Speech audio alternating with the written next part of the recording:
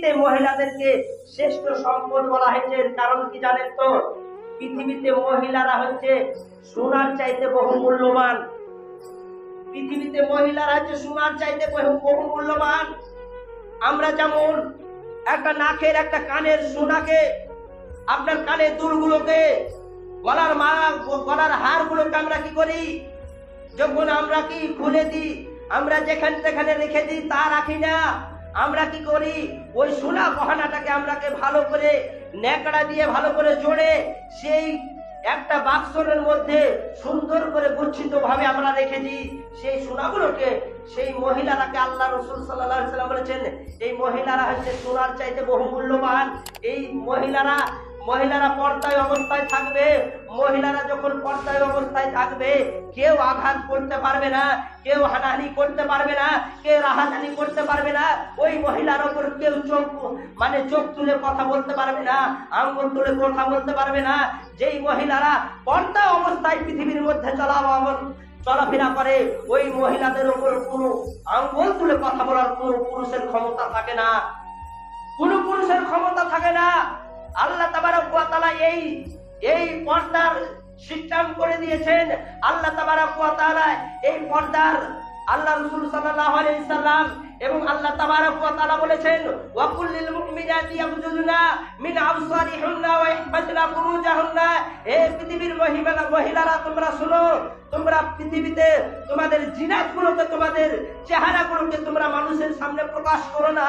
তোমাদের জিনাতগুলোকে তোমরা আবৃত করে রাখো। তোমরা একটা চাদর দিয়ে ভালো করে তোমরা শরীরটাকে আবৃত করো। পৃথিবীর মধ্যে তোমরা জীবন যাপন করো, পৃথিবীর মধ্যে চলাফেরা করো। আজকে যদি আপনারা মনে করেন যে আজকে পুরুষদেরকে আমরা কোনো কেয়ার করবো না, পুরুষদের উপর আমরা মাথা নত, আমরা পুরুষদের মতন আমরা কি করব, নেতৃত্ব দিব, হবে না। বিশ্বনবী জনাবে মুহাম্মদ রাসূলুল্লাহ সাল্লাল্লাহু আলাইহি ওয়াসাল্লামের জামানাতে এক মহিলা রাজনীতির গদিতে বসে গেছিল। বিশ্বনবী জনাবে মুহাম্মদ রাসূলুল্লাহ সাল্লাল্লাহু আলাইহি ওয়াসাল্লাম ওই মহিলাটার দিকে আঙ্গুল তুলে বলেছিল, হে মহিলা, তুমি জান্নাত তো পাওয়া দূরে থাক, জান্নাতের সুগন্ধিও পর্যন্ত পাবে না। কোন মহিলাদেরকে নেতৃত্ব গদিতে বসানো যাবে না। আল্লাহ রাসূল সাল্লাল্লাহু আলাইহি ওয়াসাল্লাম বলেছেন, ওই ব্যক্তিকে, ওই মহিলাটাকে লানত দিয়ে বলেছিল, কোন মহিলাদেরকে নেতৃত্ব গদিতে বসানো যাবে না, কোন মহিলাদেরকে নেতৃত্ব জায়গাতে দেওয়া যাবে না।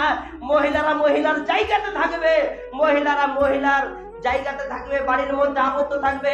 আল্লাহ তাবারক ওয়া তাআলা বললেন, ওয়াকারনা ফি বুয়ুতিকুন্না ওয়ালা তাবাররাজনা ওয়া তাবাররাজাল জাহিলিয়াতিল উলা। হে পৃথিবীর নারীরা, তোমরা তোমাদের গৃহের মধ্যে বসবাস করো, তোমরা গৃহের মধ্যে তোমরা থাকো, তোমরা গৃহের মধ্যে তোমরা থাকো এবং তোমরা বর্বরতার মতন, তোমরা সেই জাহিলিয়া জামানার নারীদের মতন তোমরা তোমাদের সৌন্দর্যগুলোকে, তোমাদের জিনাতগুলোকে, তোমাদের সৌন্দর্যগুলোকে মানুষের সামনে প্রকাশ করো না। আল্লাহ রাসূল আল্লাহ তাবারক ওয়া তাআলা বলেছেন, আল্লাহ তাবারক ওয়া তাআলা সূরা আহজাবের 33 নম্বর আয়াতটা খুলে দেখে নেবেন, আয়াতটা খুলে দেখে নেবেন তরজমাটা কি আছে, এই আয়াতটা কি দেখে নেবেন। যে সূরা আহজাবের আয়াত নম্বর বলে দিচ্ছি, সূরা আহজাবের 33 নম্বর আয়াতটা খুলে দেখে নেবেন যে নারীদেরকে আল্লাহ তাবারক ওয়া তাআলা বাড়ির মধ্যে থাকার অনুমতি দিয়েছেন। বাড়ির মধ্যে তোমাদেরকে কাজকর্ম করতে হবে, বাড়ির মধ্যে তোমাদেরকে ছেলে মেয়েদের কি করতে হবে, তোমরা বাড়ির মধ্যে কি করো, গৃহে বাস করো।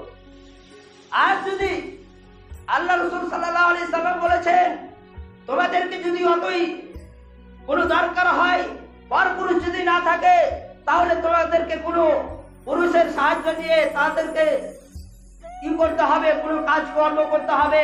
আর যদি না হয়, সেটা আপনাকে পর্দা অবস্থায় থেকে আপনাকে কাজ করতে হবে।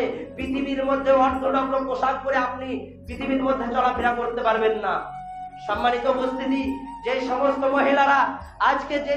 মহিলারা আপনারা এই সমস্ত কাজে আপনারা জড়িত রয়েছেন, এই বেপর্দা অবস্থায় আপনারা থাকছেন, তখন অবশ্যই এর প্রতিফল আল্লাহ তাবারক ওয়া তাআলা, আপনি মনে করছেন যে এই সামান্যটুকু কি জিনিস, আবার এই থাকলে কি হবে। আল্লাহ রাসূল সাল্লাল্লাহু আলাইহি সাল্লাম বলেছেন, একটা পুরুষের দিকে যদি দ্বিতীয়বার যদি